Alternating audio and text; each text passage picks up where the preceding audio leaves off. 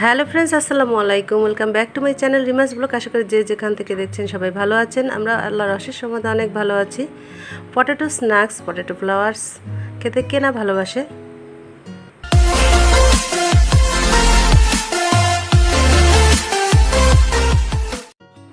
আজকে আমি বানিয়ে দেখাবো পটেটো ফ্লাওয়ার্স। তো এখানে পটেটো ফ্লাওয়ার্স বানানোর জন্য আমি 4টা আলু নিয়েছি। আলুগুলো এরকম গোলগাল হতে হবে, লম্বা শেপের আলু দিয়ে কিন্তু ভালো হবে না। তো আমি 4টা আলুর খোসা ছাড়িয়ে নিচ্ছি ভালোভাবে। দেখতে পাচ্ছ বন্ধুরা, প্রতিটা আলুর খোসা আমি সুন্দর করে ছাড়িয়ে নিচ্ছি। তো ফাঁকে তোমাদের সাথে বলে রাখছি, আমার চ্যানেলের ভিডিওগুলো যদি তোমাদের ভালো লেগে থাকে বন্ধুরা, তাহলে সাবস্ক্রাইব করে বেল বাটনটি প্রেস করে অবশ্যই অল নোটিফিকেশন প্রেস করে দেবেন। আরেকটি লাইক দিতে ভুলবেন না। শেয়ার বাটনে প্রেস করে ফ্যামিলি এবং ফ্রেন্ডসদের সাথে অবশ্যই শেয়ার করে দিবেন বন্ধুরা। আর আমার চ্যানেলের নিত্য নতুন ভিডিও উপভোগ করুন। তো এই তো আমার আলুগুলো কিন্তু খোসা ছাড়ানো হয়ে গেছে। এখন এই আলুগুলোকে আমি কেটে আমার প্রয়োজন মতো যে সাইজ, সে সাইজটা আমি করে নেব। এখানে চৌকো করে আমি দেখতে পাচ্ছেন চারদিক থেকে কেটে চৌকো করে নিয়েছি। আলুর যে ফুল সেটা বানাতে হলে এভাবে চৌকো করে নিতে হবে, চারদিক থেকে সমান করে কেটে নিয়ে তারপর এরকম চৌকো চৌকো ভাব করে নিতে হবে। এবং প্রতিটা আলুর সাইজ কিন্তু একই রকম, একই সাইজের হতে হবে। তো প্রত্যেকটা আলু কেটে আমি কিন্তু সাইজটা একই করে নিয়েছি বন্ধুরা, তোমরা দেখতে পাচ্ছ।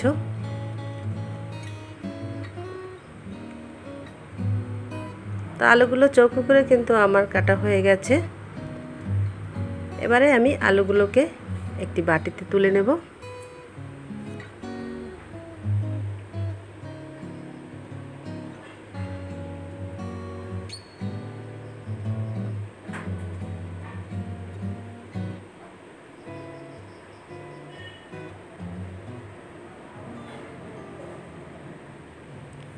এখন এই আলুগুলোকে কিন্তু আমি কিভাবে কাটতেছি তোমরা দেখতে পাচ্ছ। নিচ থেকে কিছুটা রেখে তারপরে আমি কেটে নিচ্ছি ছোট ছোট টুকরো করে।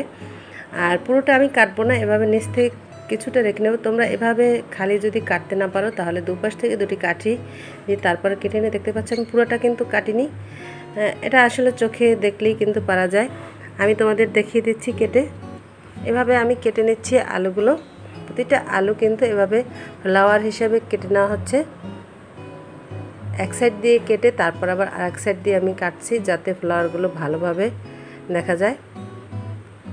এই তো দেখতে পাচ্ছ আলুগুলো কিন্তু খুব সুন্দর কাটা হয়ে গেছে। দুপাশ থেকে কাটতে হবে আলুগুলোকে এবং নিচ থেকে কিছুটা ফাঁকা রেখে, পুরোটা কাটা যাবে না। তো এখন আমি আলুগুলোকে পানির মধ্যে ভিজিয়ে নিচ্ছি, ভালোভাবে পানিতে ধুয়ে নেব।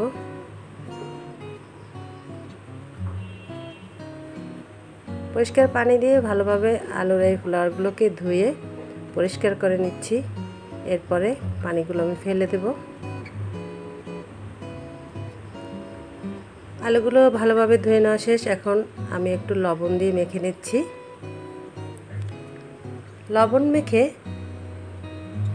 কিছুটা পরিমাণ পানি দিয়ে 10 থেকে 15 মিনিটের জন্য আমি ভিজিয়ে রাখবো। আর এভাবে ভিজিয়ে রাখলে লবণ পানিতে আলুগুলো কিন্তু একটু নরম হয়ে আসবে। ফিরে এলাম 10 মিনিট পর। দেখতে পাচ্ছ আলুগুলো খুব সুন্দর করে ভিজে গেছে লবণ পানিতে এবং অনেকটাই কিন্তু আগের থেকে নরম হয়ে গেছে।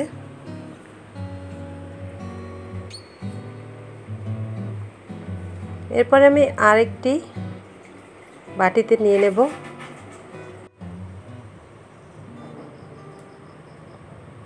আরেকটি বাটিতে আমি এই লবণ পানিতে ভিজিয়ে রাখা আলুগুলো তুলে নিচ্ছি। আর এর মধ্যে আমি কিছুটা পরিমাণে লবণ এবং কর্নফ্লাওয়ার ছিটিয়ে দেব। লবণ আর কর্নফ্লাওয়ার দিয়ে কিন্তু আলুগুলোকে ভালোভাবে মেখে নিচ্ছি যাতে প্রতিটা ফাঁকে ফাঁকে এই কর্নফ্লাওয়ারের এবং লবণের প্রলেপটা লেগে যায়। আর এরকম কর্নফ্লাওয়ার লবণ দিয়ে মেখে ভেজে নিলে কিন্তু মুচমুচে হবে ভীষণ, খেতেও ভালো লাগবে। তো বন্ধুরা, তোমরা এই ভিডিওটি কিন্তু টেনে টেনে দেখবে না, পুরোটা ভিডিও দেখো, তাহলে ভাজতে এরকম বানাতে তোমাদের সুবিধা হবে। কোনো ভিডিও টেনে টেনে দেখলে আসলে পুরোটা না দেখলে কিন্তু বোঝা যায় না। তো এখন চুলায় আমি একটি ফ্রাই প্যান বসিয়ে দিয়েছি আর পর্যাপ্ত পরিমাণে তেল দিয়ে দিচ্ছি। তেলটা একটু গরম হয়ে আসলে এর মধ্যে আমি ফ্লাওয়ারগুলোকে আস্তে আস্তে করে দিয়ে দেব।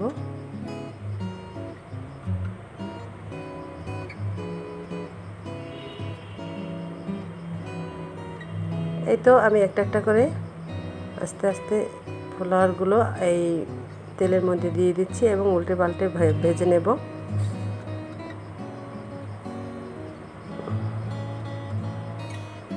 ফ্লাওয়ারগুলোকে এভাবে অল্প আছে কিছুক্ষণ উল্টে পাল্টে ভেজে নেওয়া হবে। চুলার আঁচটা কিন্তু মিডিয়ামে থাকবে, তার কারণ হচ্ছে তা নাহলে ভিতরের যে আলুর নিচের যে আস্ত আলুর যে এটা আছে ওটা কিন্তু ভালো ভাজা হবে না, এজন্য চুলার আঁচটা একটু মিডিয়ামে দিয়ে ভাজতে হবে। এরকম একবার ভেজে আমি আলুগুলোকে তুলে নেব একটা প্লেটে। দুপাশ উল্টে পাল্টেই কিন্তু আমি ভেজে নিয়েছি আলুগুলো।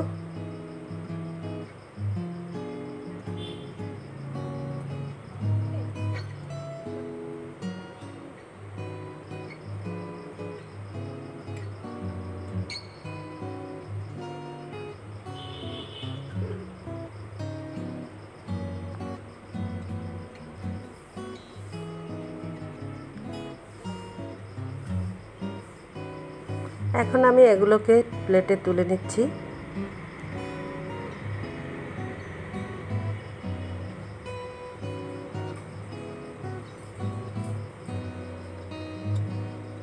তো এই প্লেটে তুলে নেওয়া আলুগুলো আবার আমি তেল গরম করে পুনরায় ভেজে নিচ্ছি কিছুক্ষণ পর।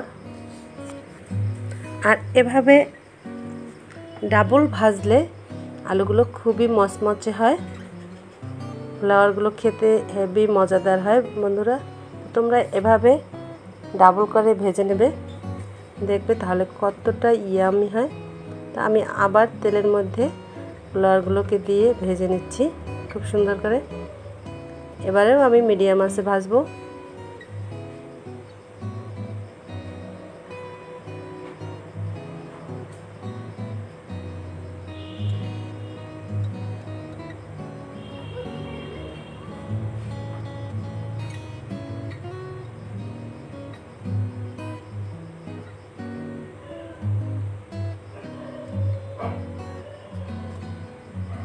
এভাবে উল্টে পাল্টে দুই পাশ আমি ভেজে তারপরে কিন্তু তুলে নেব।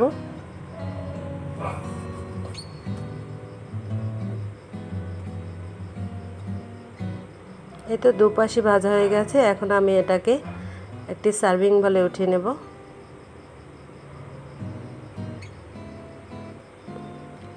তো এরকম করে আলুর ফ্লাওয়ার বা পটেটো স্ন্যাক বানিয়ে তোমরা বাচ্চাদের দিয়ে দিতে পারো, আর এটা এভাবে খালিও খেতে পারো, আবার চাট মশলা দিয়ে বা বিভিন্ন রকমের গুঁড়ো মশলা দিয়ে সার্ভ করে নিতে পারো এবং সাথে টমেটো সস দিয়ে খেতে পারো। আমি এখানে চাট মশলা দিয়ে এটাকে সার্ভ করে নিচ্ছি।